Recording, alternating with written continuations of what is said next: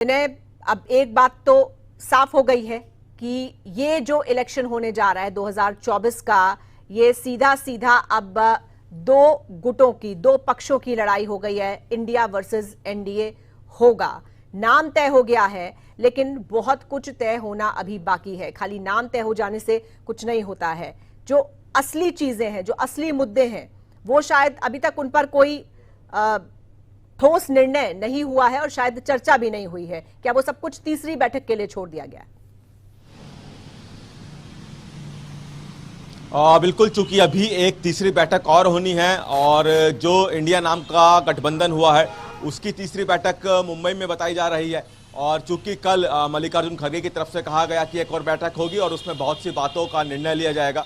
हालांकि अभी ये जरूर कहा गया है कि लगभग 11 लोगों की एक कमेटी है, वो कई बातों पे फैसला लेगी। लेकिन एक सबसे बड़ा फैसला कि जो ये गठबंधन जिसका नाम इंडिया रखा गया है उसको लीड कौन करेगा, यानी कि उसका नेता कौन होगा, नेतृत्व किस नेतृत्व में वो चलेगा, सबसे बड़ा सवाल यही है। और इसके अलावा बहुत सी बातें, मिनिमम कॉमन प्रोग्राम, किस तरह से लोकसभा सीटों को चुनाव लड़ा जाएगा, कौन सी पार्टी किस लोकसभा सीट पर अपना उम्मीदवार उतारेगी, ये तमाम जो पहलू हैं इन पर अभी चर्चा होनी बाकी है। लेकिन जो कल बैठक हुई बेंगलुरु में, उसमें एक नाम जरूर इस गठबंधन को मिल गया है। जहां इसे अभी महागठबंधन कहा जा रहा था कि क्या नाम होगा इसका, तो अब एक नाम जिसकी शॉर्ट फॉर्म इंडिया है ये रख दिया गया है।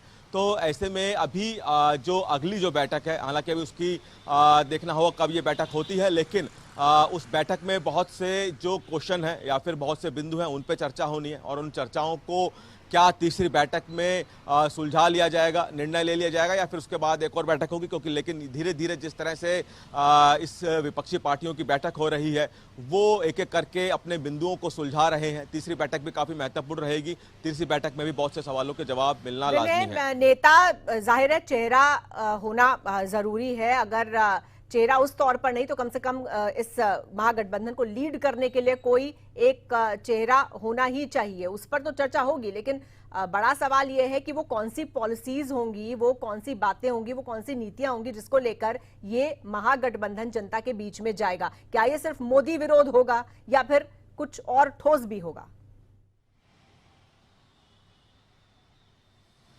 देखिए, जब कल बैठक हुई बेंगलुरु में और जब मल्लिकार्जुन खड़गे ने ब्रीफिंग की तो उसमें उन्होंने एक बात साफ की कि उन्होंने ये माना कि कई ऐसी राजनीतिक पार्टियां हैं इस गठबंधन में जिनके आपसी विचारों में मतभेद है।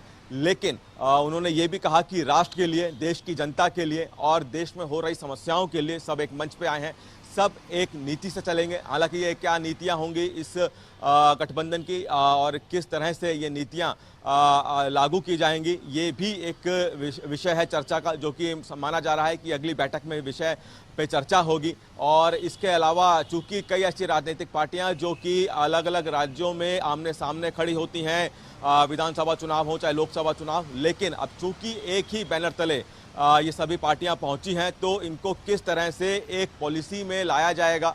और इसके अलावा जब विधानसभा चुनाव होंगे उस राज्य में तो फिर किस तरह से लड़ा जाएगा, क्या तब भी इस गठबंधन का इस्तेमाल होगा या फिर इस गठबंधन की नीतियों के तहत विधानसभा चुनाव लड़े जाएंगे, ये भी बहुत सारे सवाल हैं। हालांकि फिलहाल इस इंडिया नाम के गठबंधन का जो निशाना है वो अगले साल के लोकसभा चुनाव है।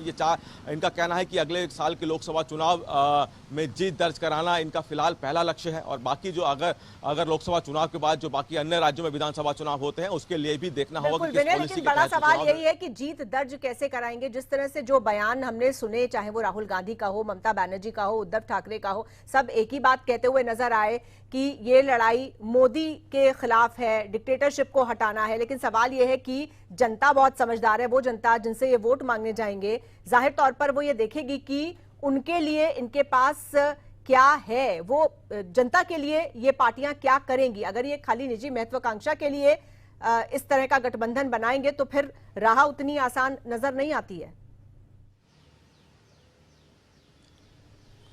देखिए, इस विपक्षी पार्टियों की तरफ से कहा गया है कि एक मिनिमम कॉमन प्रोग्राम, यानी कि एक ऐसा एजेंडा जिसमें सब सहमत हो और जो कि जनता के हित में हो, वो तैयार किया जाएगा और उसी को लेकर ये पार्टी जिसका गठबंधन का नाम इंडिया है, वो जनता के बीच में जाएगी। जब चुनावों के टाइम वोट मांगे जाएंगे, उसमें देखना होगा कि कौन कौन सी बातें ये रखते हैं, सरकार के खिलाफ क्या बातें होती हैं उसमें और जनहित में क्या बातें होती हैं, ये भी मायने रखती हैं।